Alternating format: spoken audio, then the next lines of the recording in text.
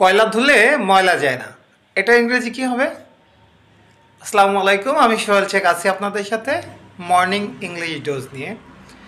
তো আজ আমরা শিখব কয়লা ধুলে ময়লা যায় না, এটার ইংরেজি কি।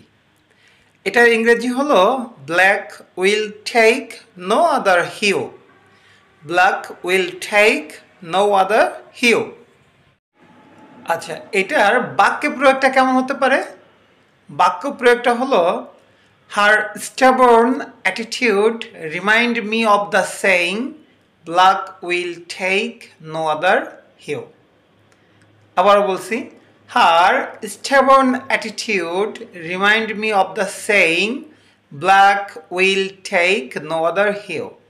এটা বাংলা হচ্ছে যে তার একগুঁয়ে আচরণ আমাকে ওই প্রবাদটার কথা মনে করে দেয় যে কয়লা ধুলে ময়লা যায় না।